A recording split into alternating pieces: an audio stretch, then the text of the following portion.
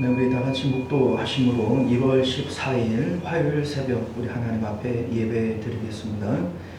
은혜로우시고 자비로우신 우리 주 하나님, 우리가 오늘도 주님 앞에 나와 예배하오니 예배를 흠양하여 주옵시고 하나님의 크신 은혜와 은총들 마음껏 받고 돌아가는 귀한 시간 되도록 역사하여 주옵소서.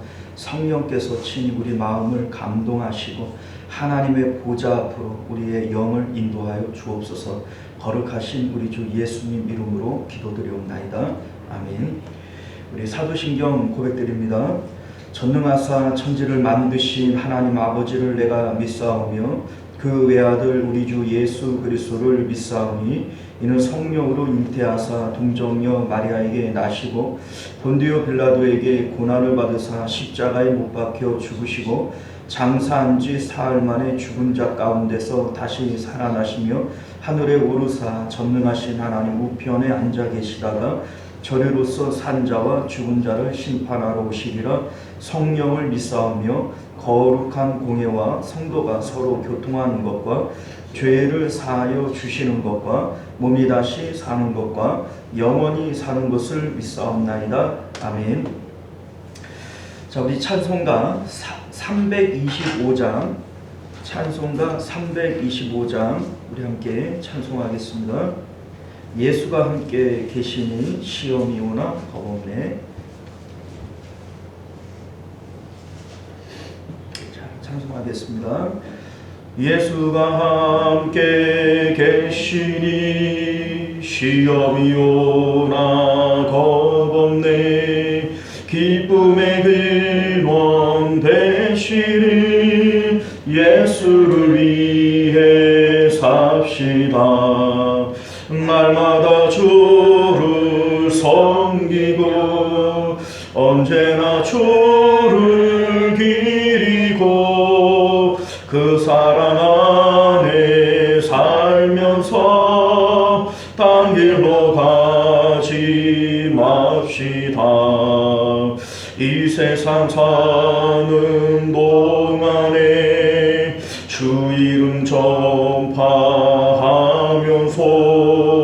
무한한 복나 주시니 예수를 위해 삽시다.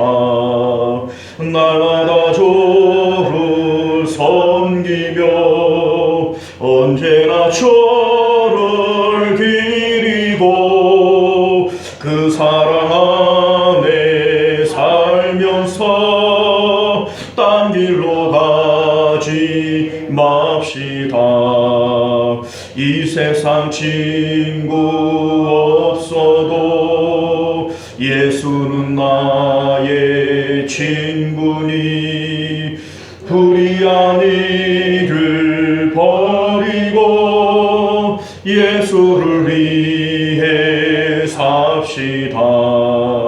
날마다 주를 섬기며 언제나 주를 기리고 그 사랑 안에 살면서 딴 길로 가지 맙시다. 주께서 심판하실 때 잘했다 칭찬하리니 이러한 상 그 받도록 예수를 위해 삽시다. 날마다 주를 섬기며 언제나 주를 기리고 그 사랑 안에 살면서 딴 길로 가지 맙시다. 할렐루야. 자, 하나님 말씀 보겠습니다. 사도행전 14장 19절에서 마지막 절까지 우리 교독하여 읽도록 하겠습니다. 유대인들이 안디옥과 이고니온에서 와서 무리를 충동하니 그들이 돌로 바울을 쳐서 죽은 줄로 알고 시외로 끌어내치니라.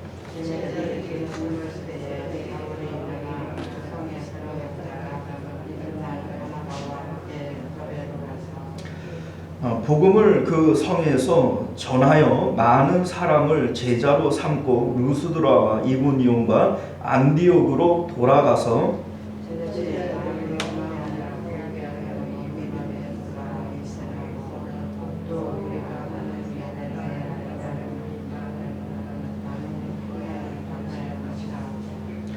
각 교회에서 장로들을 택하여 금식 기도하며 그들이 믿는 주께 그들을 위탁하고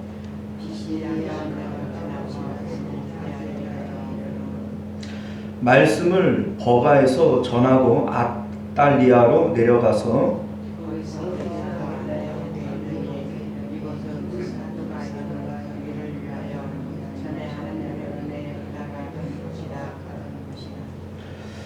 그들이 이르러 교회를 모아 하나님이 함께 행하신 모든 일과 이방인들에게 믿음의 문을 여신 것을 보고하고 제자들과 함께 오래 있으니라. 아멘.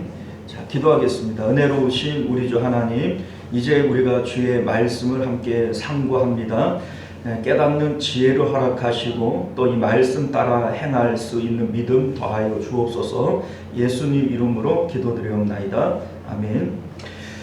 자, 오늘 우리는 함께 읽은 본문의 말씀을 중심으로 믿음에 머물러 있어라 라고 하는 제목으로 하나님 말씀 함께 나누도록 하겠습니다. 믿음에 머물러 있어라. 오늘 본문은 사도 바울의 1차 전도 여행의 마지막 부분을 기록하고 있습니다.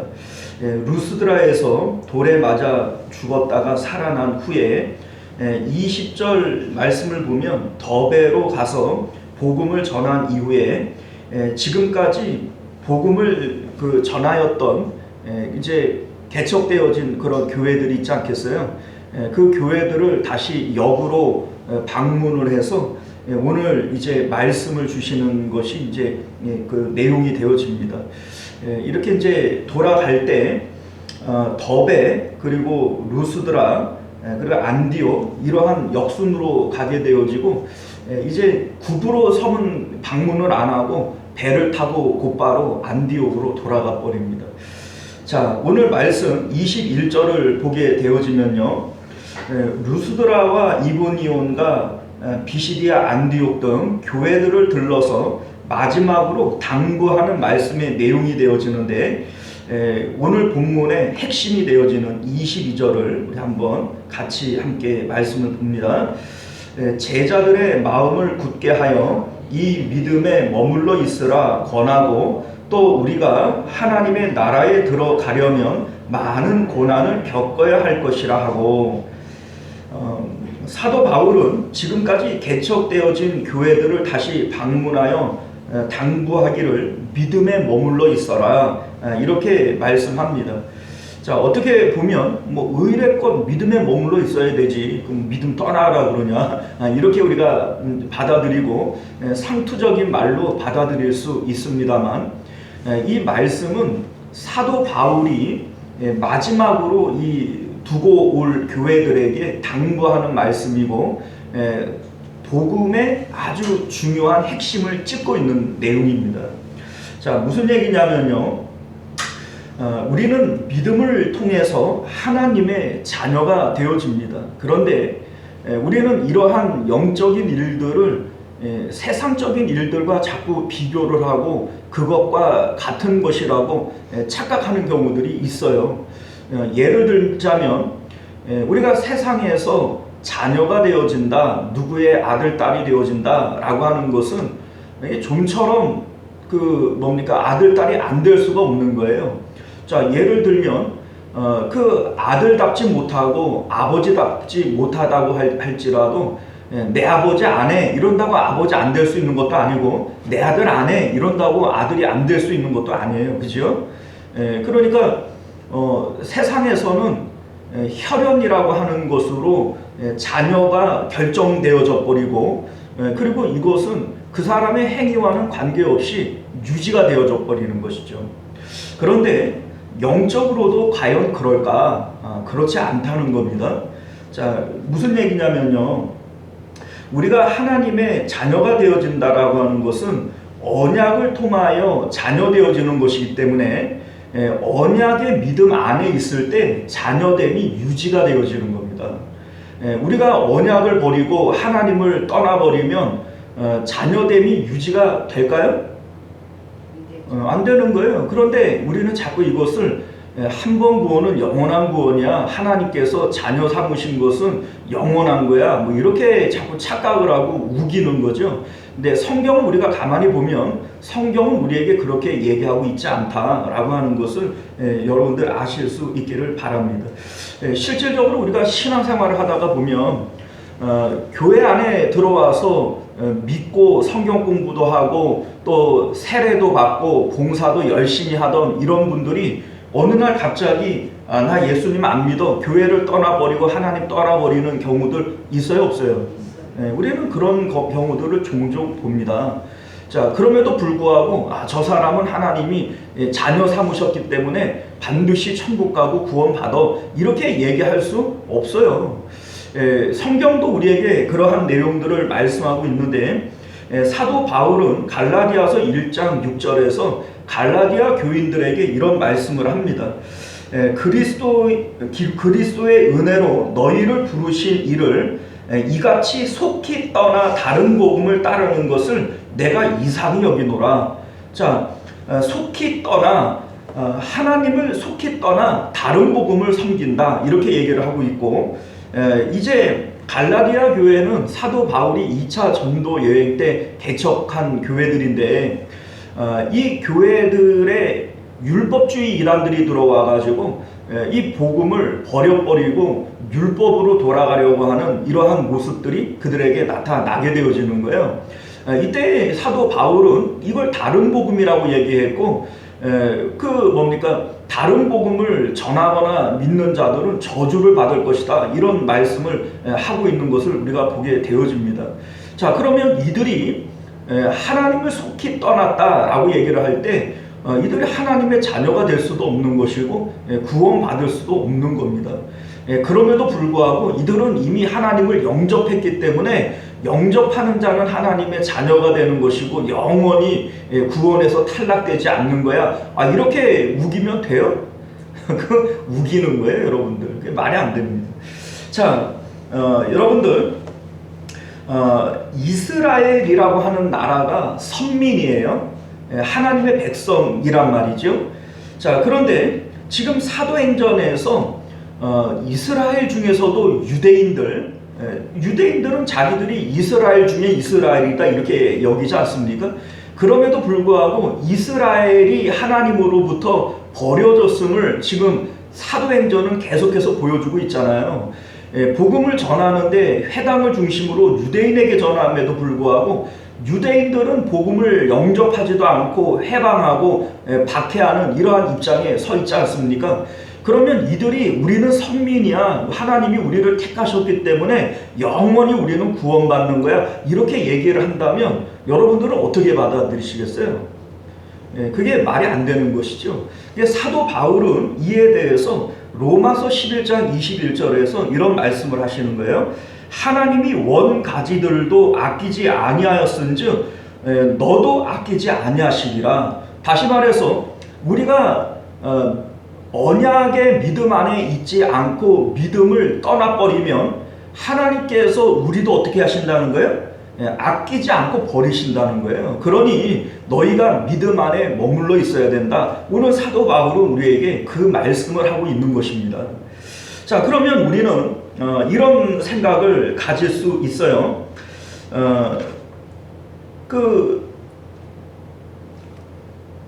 영생을 얻기로 작정된 자들은 다 믿더라. 우리 이제 성경이 그런 말씀을 하시잖아요. 그러면 구원하기로 작정된 사람이라면 하나님께서 어떻게 하든지 다시 믿도록 하시고 구원하시는 것이 작정대로 되어질 것이 아니냐, 이런 얘기를 하는 거죠. 그러니까 하나님이 나를 구원하기로 작정했기 때문에 나는 하나님을 떠나고 죄 가운데 세상 가운데 살다 할지라도 하나님께서 반드시 다시 구원하실 거야, 이런 생각을 갖는 거예요. 뭐 그런 경우들 많이 있지 않습니까? 그런 생각들을 갖고 있는 경우들이. 자, 그런데 여러분들 이걸 잘 보세요. 이것은 하나님의 작정, 하나님의 예정, 이거는 누구 입장에서 얘기하는 거예요? 하나님 입장에서 얘기하는 거지. 내가 하나님께서 구원하기로 작정하였음을 내가 알아요? 하나님이 알지 내가 어떻게 알아요? 자, 그러니까 가룟 유다도 자기는 제자로 부름 받아서 구원 받았다라고 착각을 했을 거 아니겠어요? 여러분들 그거 아니라는 것이죠. 자, 이거는요 마치 야곱을 하나님이 택하셨어요. 자, 그런데 야곱이 계속해서 불신앙 가운데 살아가잖아요. 그럼에도 불구하고 야곱은 하나님께서 나를 택하셔서, 그러니까 내가 불신앙 가운데 살아가도 하나님은 반드시 나를 구원하셔, 이렇게 얘기를 한다는 것이 가능합니까? 그게 사실은 말도 안 되는 얘기를 하는 거죠. 마치 하나님이 은혜로 주시는 하나님의 예정을 볼모 삼고 나는 죄 가운데 살아도 뭐 괜찮아, 이렇게 얘기를 한다는 것은 하나님의 예정에 대한 것을 상당히 착각을 하고 오해를 했기 때문에 나오는 영적 무지에서 나오는 어리석은 것이지, 이렇게 얘기할 수 없어요. 그렇게 가르치는 목사들도 상당히 이상한 사람들이고, 그거를 그렇다라고 믿고 있는 사람들도 상당히 이상한 사람들인 거죠. 말이 안 되잖아요. 논리적으로 말이 안 되는 겁니다. 이해 가시죠? 자, 그러니까 오늘 이제 그 27절 말씀을 보면 사도 바울이 안디옥으로 돌아와서 선교 보고를 하는 가운데 이런 말씀을 해요. 그들이 이르되 교회를 모아 하나님이 함께 행하신 모든 일과 이방인들에게 믿음의 문을 여신 것을 보고하고, 이렇게 돼 있죠. 자, 믿음의 문을 여시는 것은 하나님이 하시는 거예요. 이거는 사람이 할 수 있는 일이 아닙니다. 하나님께서 믿음을 선물로 주신 것이다. 믿음의 문을 여시는 것은 하나님만 하실 수 있는 거예요. 그러면 우리는 뭘 해야 되느냐? 문을 열었으면 들어가야죠. 그리고 그 안에 머물러 있어야 되는 거, 이거는 우리가 해야 되는 일입니다. 하나님이 문도 열고 우리를 끄집어다가 그 안에 앉히고 못 나가도록 못질을 해가지고 주저앉히느냐? 그렇지 않다는 겁니다. 자, 그러니까 문을 여시는 것은 하나님이시지만 그 문으로 들어가는 것은 우리들이 해야 될 일이고, 그 안에 머무는 일도 우리가 해야 되는 일이다. 이것을 여러분들 기억하실 수 있기를 바랍니다. 자, 믿음 안에 머물러 있다라고 하는 것이 무엇이냐? 믿음 안에 머물러 있어라 라고 얘기를 한다면 먼저 믿음이 무엇인지를 우리가 알아야 되겠죠. 자, 여러분들, 믿음이라고 하는 것은 하나님을 현실로 느끼는 상태를 얘기하는 겁니다. 우리가 여러 번 말씀을 드리지만 풍랑 가운데 계신 예수님께서 제자들에게 말씀하시기를 어찌하여 너희는 믿음이 없느냐, 이런 말씀을 하십니다. 우리가 생각할 때에는 인생의 어려움을 만나고 내 힘으로 할 수 없는 일들을 만날 때 예수님을 흔들어 깨우고 예수님께 도와달라고 얘기하는 것이 이게 믿음이라고 여기는 거예요. 내가 믿음 있으니까 하나님 앞에 기도하고 도와달라고 하지 않겠냐, 이런 생각을 갖는 것이죠. 그런데 예수님은 이게 믿음이래요? 아니래요? 아니라는 거예요. 그러면 예수님이 말씀하고 계신 믿음이라고 하는 것은 뭐냐? 하나님의 살아계심을 마음의 현실로 받아들이는 거예요. 풍랑 가운데 있지만 이 풍랑을 마음의 현실 삼는 것이 아니라 하나님이 살아계시고 하나님은 전능하시고 하나님은 나를 사랑하신다 라고 하는 이 사실에 대해서 마음의 현실 삼는 것, 이것이 바로 믿음이라는 것이고, 그렇기 때문에 예수님은 풍랑 가운데에서도 잠을 주무실 수가 있는 겁니다. 제자들은 풍랑이라고 하는 육체로 만나는 사실들을 현실로 삼고 있기 때문에 이들은 두려워 벌벌 떨고 소리를 지르고 예수님을 막 닥달하잖아요. 우리가 죽게 생겼는데 돌보지 않습니까? 막 이렇게 막 예수님을 혼내키지요. 이유가 뭐예요? 지금 풍랑을 현실로 받아들이고 있기 때문이라는 겁니다. 자, 다니엘의 세 친구들이 있어요. 느부갓네살 왕이 풀무불을 준비하고 회유를 합니다. 내 말을 들으면 살려줄 것이고 내 말을 듣지 아니하면 풀무불에 집어넣을 거다. 얼마나 두렵습니까? 우리가 손에 조금만 이렇게 그 불에 대어도 흠한 물집이 생기고 그냥 온몸이 욱신거리고 아프고 그러는 건데, 풀무불에다 집어넣는다 그러면 무서워요, 안 무서워요? 그 현실이 마음에 확 와닿으면서 이것을 우리 마음의 현실로 삼지 않겠습니까? 그런데 이 새 친구들은 보이지 않는 하나님, 하늘의 하나님을 마음의 현실 삼고, 느부갓네살이요, 우리가 하나님을 섬기겠고 이 일에 대해서는 당신에게 말할 게 없습니다, 뭐 이래 얘기를 하잖아요.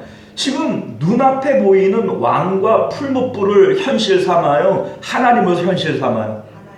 이게 믿음이라는 거예요.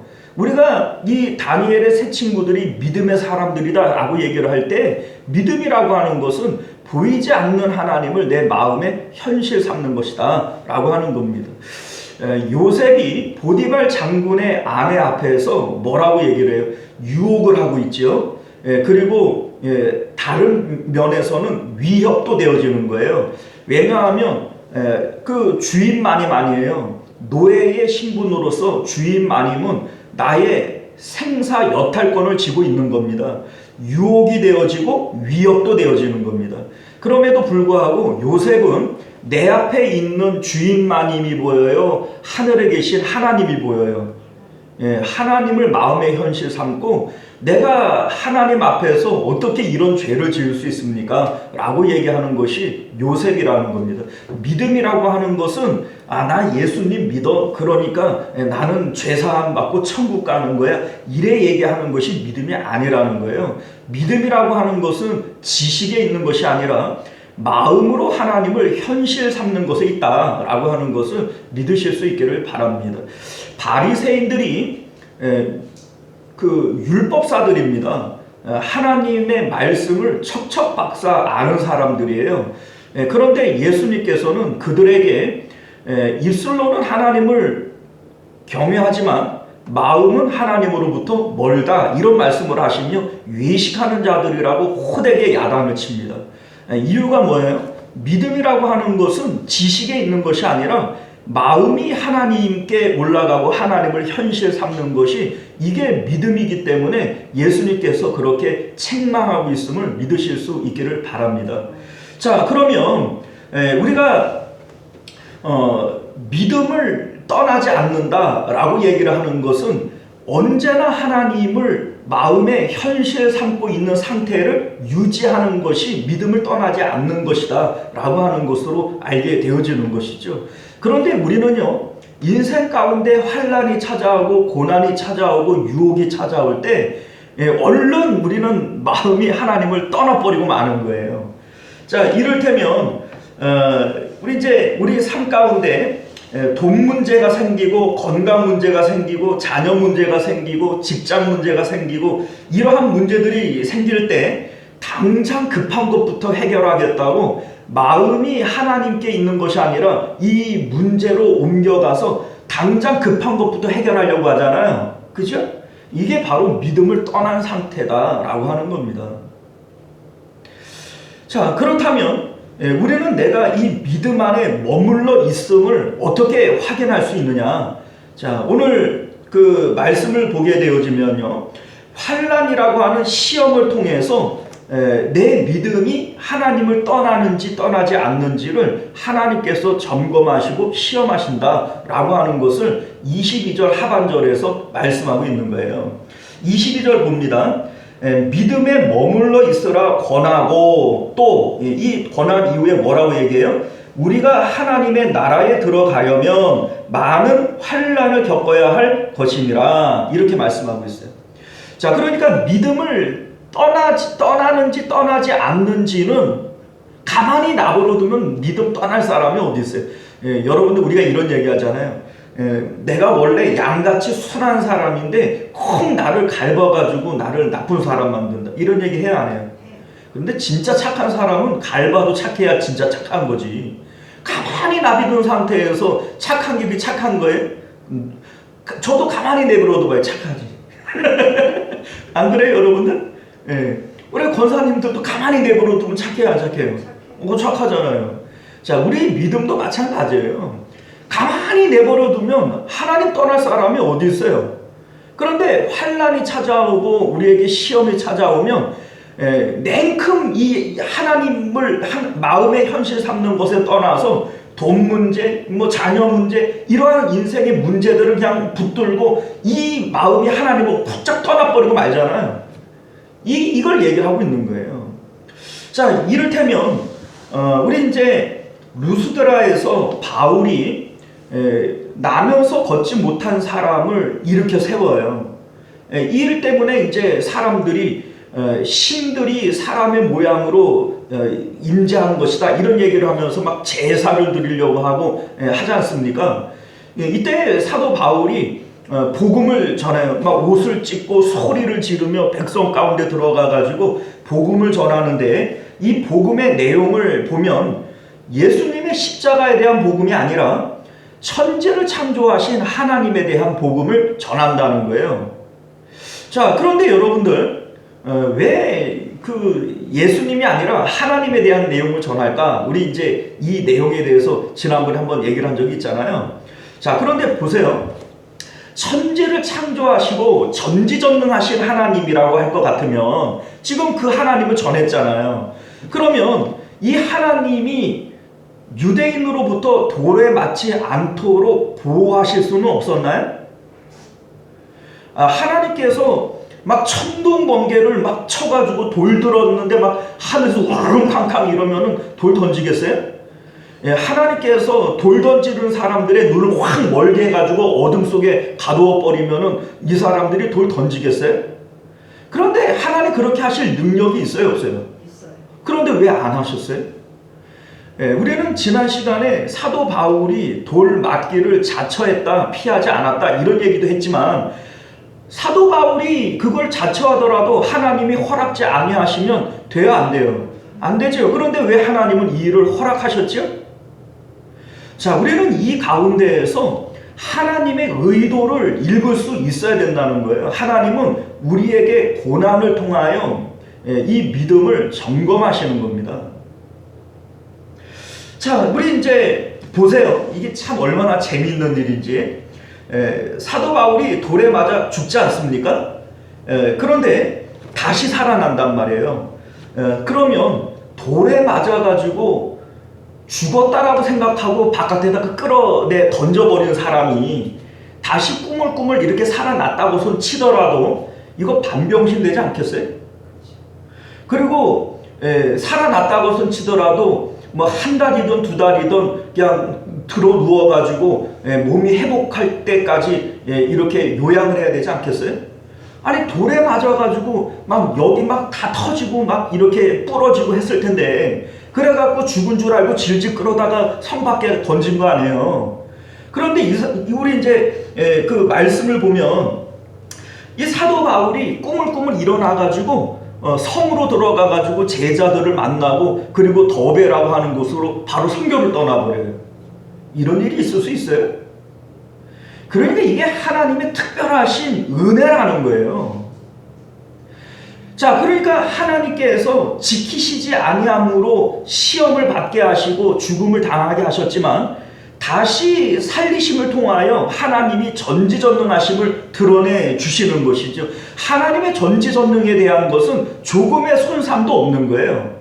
그럼에도 불구하고 하나님께서는 왜 이 사도 바울을 고난 가운데 처하게 내버려 두시냐 이거죠. 이런 하나님 같으면은 돌에 안 맞게도 하실 수 있는 하나님 아니에요? 죽은 자를 살리시는 하나님 같으면은 돌 하나 못 막아 주십니까? 그렇죠? 우리는 여기서 하나님의 이 참 이상한 하나님, 그죠? 이상한 하나님에 대해서 깨달으셔야 되는 거예요.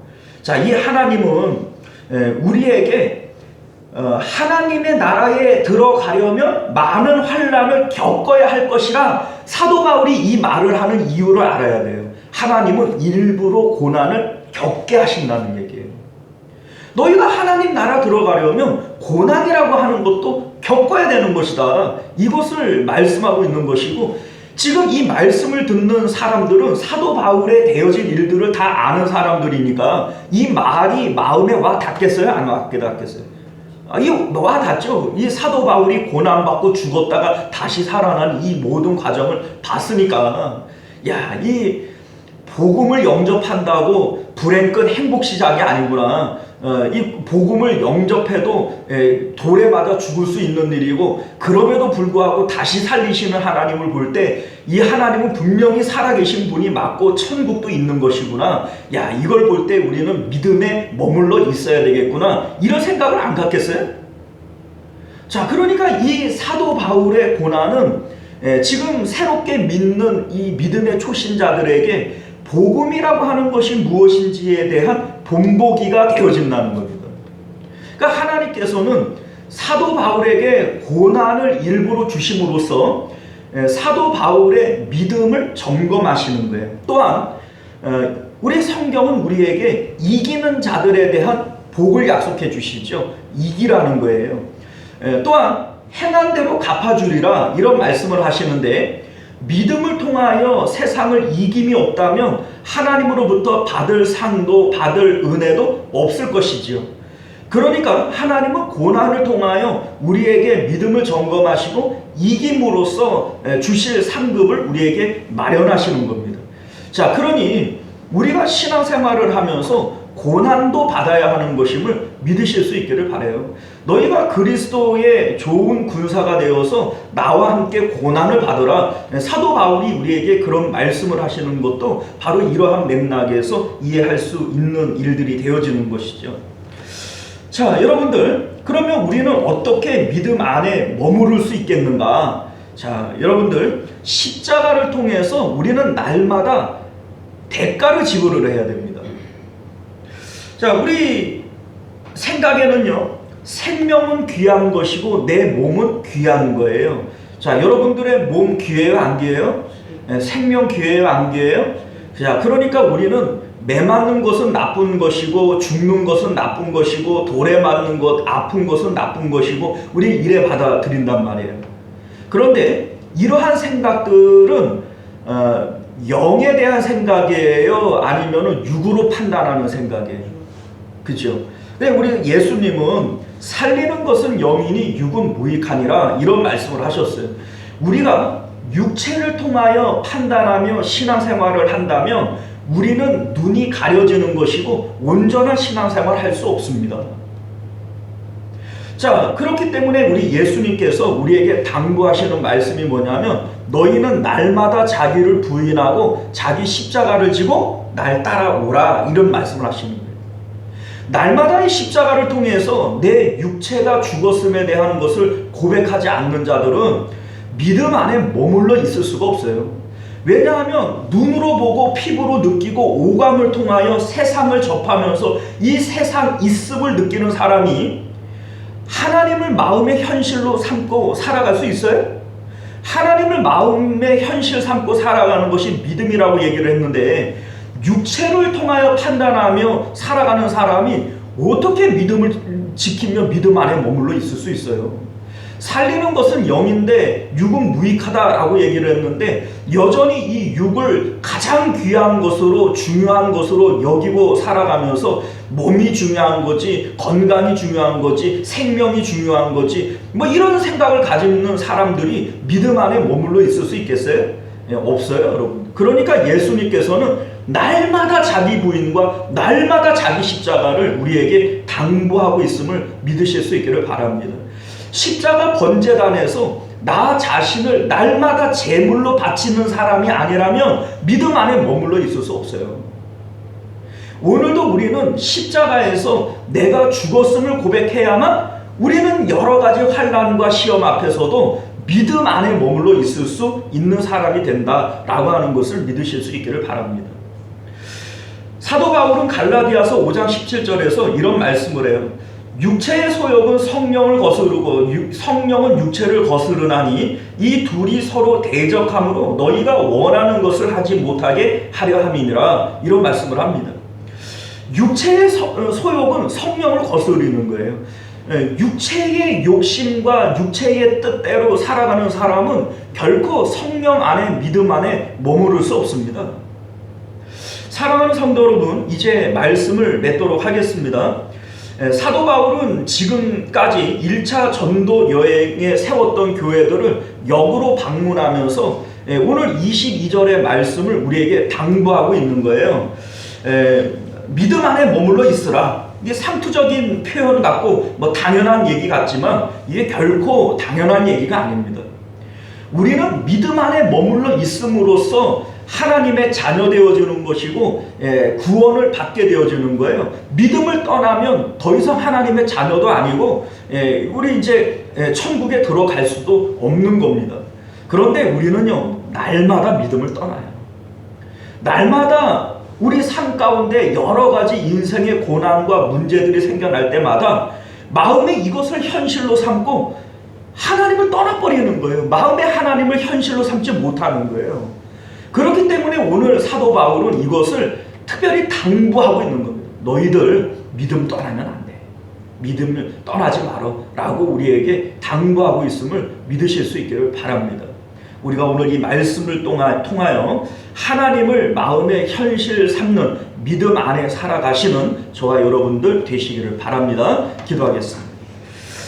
은혜로우시고 자비로우신 우리 주 하나님, 사도 바울은 1차 전도 여행에서 개척된 교회들을 역으로 방문하면서 그들에게 당부하고 있습니다. 믿음 안에 머물러 있어라. 너희가 하나님 나라 들어가려면 여러 가지 환난과 어려움들도 있겠지만 그 가운데 믿음 지키고 있어라. 이렇게 당부하고 있습니다. 오늘날 이 말씀은 우리에게도 주시는 그러한 말씀인 줄 믿습니다. 우리 삶 가운데 여러 가지 환난과 어려움들이 있을 때 그럼에도 불구하고 하나님이 살아계신 그 하나님께 마음의 현실을 두고 살아가는 저희들 되도록 은혜 베풀어 주옵소서. 믿음을 떠나서는 우리는 하나님의 자녀도 아니고 하나님의 나라에 들어갈 수도 없음을 우리로 기억하게 하여 주셔서 믿음 안에 살아가기를 힘쓰는 저희들 되게 하여 주시옵소서. 거룩하신 우리 주 예수님 이름으로 간절히 기도드리옵나이다. 아멘. 우리 주기도문으로 예배를 마칩니다. 하늘에 계신 우리 아버지여, 이름이 거룩히 여김을 받으시오며 나라가 임하시오며 뜻이 하늘에서 이루어진 것 같이 땅에서도 이루어지이다. 오늘 우리에게 일용할 양식을 주시옵고 우리가 우리에게 죄 지은 자를 사하여 준 것 같이 우리 죄를 사하여 주시옵고 우리를 시험에 들게 하지 마시옵고 다만 악에서 구하시옵소서. 나라와 권세와 영광이 아버지께 영원히 있사옵나이다. 아멘. 자, 우리 계속해서 함께 기도하실 때 말씀을 기억하시며 기도하실 수 있기를 바랍니다. 믿음 안에 머물러 있어야 됩니다. 날마다 십자가 번제단에 나 자신을 제물로 바치며 이 믿음 안에 살아가기를 힘쓰시는 저와 여러분들 되시기를 바랍니다. 나라와 민족을 위해서, 가정과 자녀들을 위해서, 또 교회를 위해서 함께 기도하실 때 특별히 우리 환우들을 위해서 기도해 주시기를 부탁드립니다.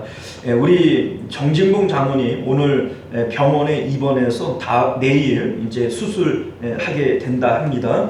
특별히 위해서 기도해 주시기를 부탁드리겠습니다. 주여 한번 외치고 기도합니다. 주여, 은혜로우신 우리 주 하나님 감사합니다. 우리가 오늘도 주님의 복된 말씀을 통하여 하나님의